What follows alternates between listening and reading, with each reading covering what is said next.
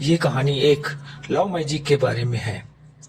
प्रेमी को प्रेम का असली अर्थ ही नहीं पता, उसे हर लड़की से प्यार हो जाता है।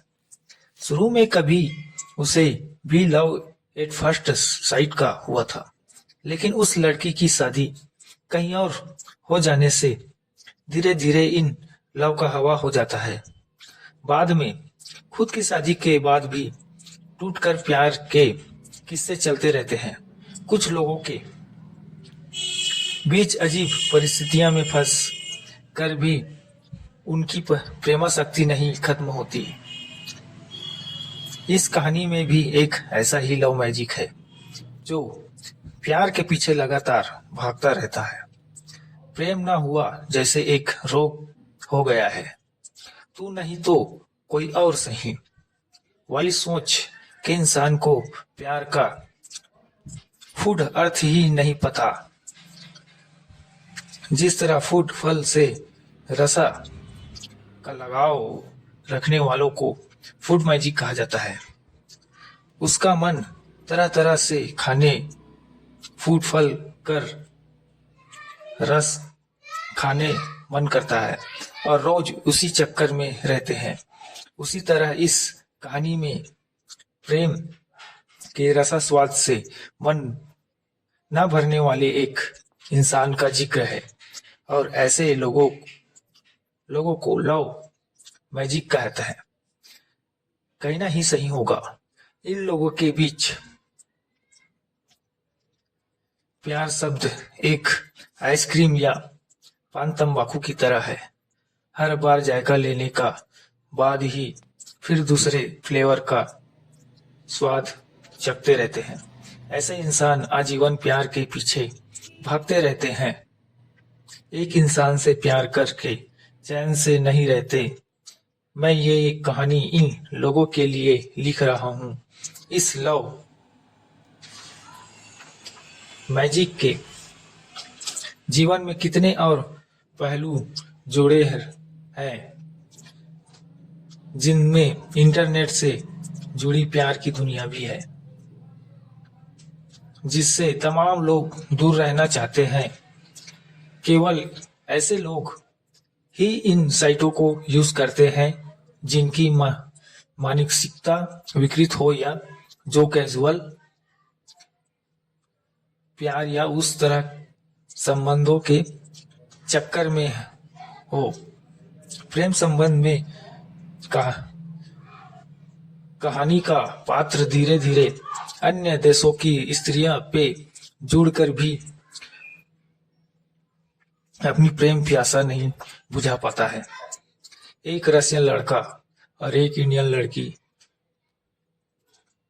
लड़की का नाम रीमा, जो बर्फ में फंसी मछली की तरह है, इससे बुरी तरह प्यार करने लगती है और वो जानती है कि रशियन आदमी केवल शरीर के भूखे होते हैं। फिर भी वो सच्चा आशिक प्यार करते हैं। सच्चा आशिक प्यार करना नहीं जानते, लेकिन वो बेचारी ये नहीं जानती कि ये लव मैजिक भी उसे इस तरह का प्यार नहीं दे सकता जिससे वह चाहती है।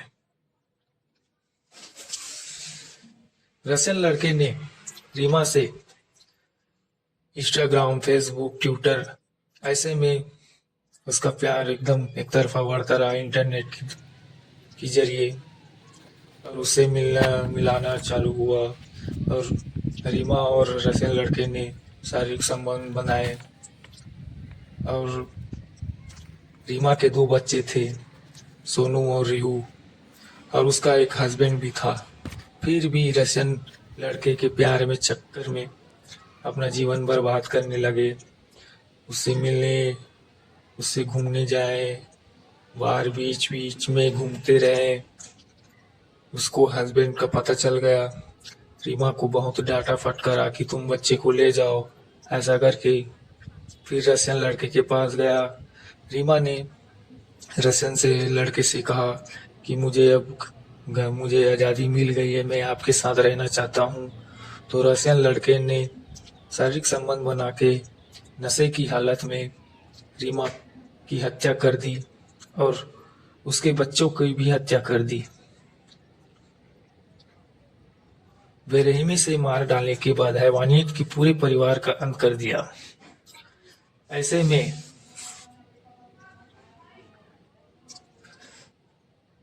में लव चक्कर में पड़ जाते हैं, कितने जिंदगी बर्बाद हो जाते हैं। मैजिक भी उसी तरह का प्यार नहीं दे सकता जिसे वो चाहती है। प्रेम पात्रों के जरिए पर मिलने कायम रहता है, से ही पर मिलने के रीमा की मौत हो जाती है और अंत हो जाता है। अपने ही कर्मों से बिछे जाल में ये लव मैजिक भी मछली बनकर फंस जाता है। प्रेम के नाम पर पत्नी के हाथों जो दुर्गति होती है वो अलग अलग, ना खुदा ही मिला और ना ही बिछड़े सनम, इधर का ना उधर के रहे। ऐसे लोग अपनी मानसिकता से मजबूर होते हैं।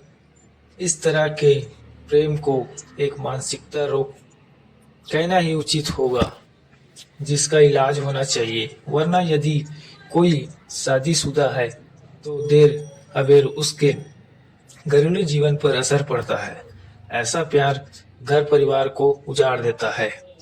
इस कहानी के माध्यम से मैं बताना चाहता हूँ कि जिस लड़की या लड़के की शादी हो जाती है, वो जो भी भगवान ऊपर वाली मिल जाए, हमेशा खुश रहना चाहिए, दूसरे के चक्कर में ना आए। ऐसे में घर बर्बाद हो जाते हैं। अभी इस कहानी को अगर पसंद आया है तो लाइक एंड सब्सक्राइब कीजिए। धन्यवाद।